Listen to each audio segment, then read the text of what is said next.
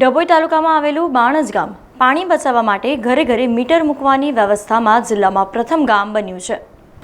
ડભોઈ તાલુકામાં આવેલા ઐતિહાસિક ગામ બાણજમાં જલજીવન મિશન હેઠળ ગ્રામજનોને હવે 24 કલાક પાણી મળતું થયું છે। ગામમાં પાણીના વપરાશ માટે મીટર મૂકવામાં આવ્યા છે। પાણી બચાવવા માટે ઘરે ઘરે મીટર મૂકવાની વ્યવસ્થામાં બાણજ ગામ જિલ્લામાં પ્રથમ છે, જેના કારણે પાણીની બચત થવાની સાથે ગ્રામજનોમાં પાણીના વિવેકપૂર્ણ વપરાશ કરવાની સ્વયંશિસ્ત પણ આવી છે।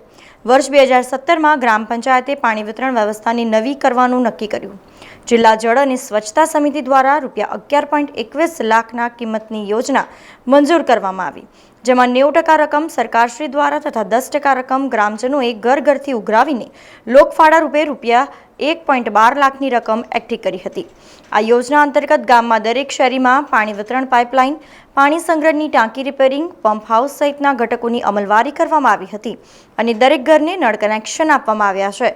દરેક ફળિયામાં પૂરતું અને નિયમિત પાણી મળી રહે અને પાણીનું એક સરખું વિતરણ થાય તે હેતુથી 6 વાલ્વ સિસ્ટમ નાખવામાં આવી છે। તદુપરાંત ગુજરાત પાણી પુરવઠા બોર્ડ દ્વારા નર્મદા નદી કેનાલથી પાણી મેળવી તેને શુદ્ધિકરણ પ્લાન્ટથી શુદ્ધ કરીને ડભોઈ જૂથ પાણી પુરવઠા યોજના હેઠળ ગામના પાણી સંગ્રહના સંપમાં આપવામાં આવ્યું છે। આ સંપથી ગામની 12 મીટર ઊંચી ટાંકીમાં ચડાવીને ઘર ઘર નળ દ્વારા પાણી વિતરણ કરવામાં આવે છે। હવે ગામમાં આવેલા 220 ઘરમાં પાણી વપરાશના મીટર મૂકવામાં આવ્યા છે। તેના કારણે ઘરમાં પાણી કેટલું વપરાય છે તેનો ખ્યાલ આવી શકે। પાણીના મીટર મૂકવામાં આવ્યા બાદ પરિવર્તન એ આવ્યું કે ગ્રામજનોમાં પાણીનો ખપ પૂરતો જ ઉપયોગ કરવાની સ્વયંશિસ્ત આવી। પાણીનો બગાડ અટક્યો। હવે તો કોઈ ગ્રામજન બહાર જાય તો પણ પાણીના નળને તાળું મારીને જાય છે। વળી ગામની પાણીની ટાંકીમાં ઓટોમેટિક સિસ્ટમ મૂકવામાં આવી છે। પાણી ખાલી થઈ જાય એટલે તુરંત મોટર શરૂ થઈ જાય છે। એના કારણે પહેલાં 16 થી 18 કલાક પાણીની મોટર શરૂ રહેતી હતી, એ હવે દિવસમાં માત્ર 6 જ કલાક ચાલુ રહેશે। મોટર બળી જવાના કિસ્સા ઘટ્યા છે। આ ઉપરાંત ટેકરા ઉપર આવેલા ઘરના 3જા માળ સુધી પણ પ્રેશર સાથે પાણી ચડી જતું હોવાથી ગ્રામજનોને પોતાની મોટર મૂકવાની ઝંઝટમાંથી મુક્તિ મળી છે અને તેનાથી વીજ બચત થઈ રહી છે। અમારે પાણીની અહીંયા બહુ જ સમસ્યા હતી।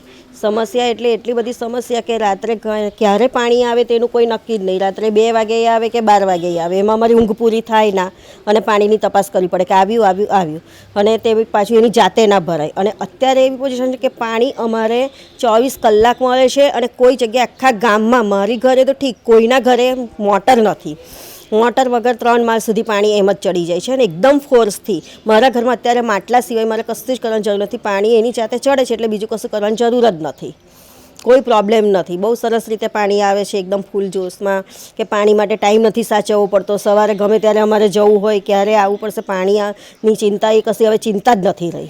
પહેલાં પાણીનું કહું છું તો ખરી કે આવે ના આવે, ઘણી વાર તો લાઇટો જાય ત્યારે પ્રોબ્લેમ થાય કે આવે ના, ફોર્સ નહીં, એકદમ ધીરું, કોઈ નક્કી નહીં, પાણીનો ફોર્સ જ નહીં એટલે અમારે ટાઈમ જ સાચવવો પડે કે અડધો કલાક આવશે તો અડધો કલાકમાં અમારે પાણીના ટાઈમે હાજર રહેવું પડશે અને તે ટાઈમ નક્કી નહીં, કેમ કે પાણીનું લાઇટોનો પ્રોબ્લેમ અને સાથે પાણીનો પ્રોબ્લેમ, બંને પ્રોબ્લેમ મિક્સ થતા હતા। અત્યારે લાઇટ જાય તો ચિંતા નહીં, લાઇટ આવે એટલે તરત પાણી ચાલુ થઈ જાય છે અમારે।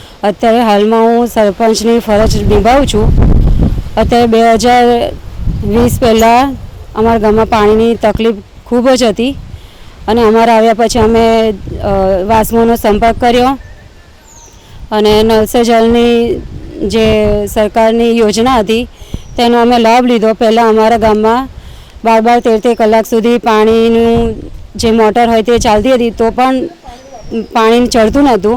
અત્યારે આ જે યોજના છે એ અંતર્ગત અમે યોજનાથી સુવિધા લાભ લીધો છે। અત્યારે વાસ્મો અંતર્ગત અમે લોકોએ મીટરની પણ સુવિધા લીધી છે। તે થકી અમારા ગામમાં 3જા માળ સુધી વગર મોટરે પાણી ચડી જાય છે અને ગામના લોકો પણ અત્યારે ખૂબ જ ખુશ છે।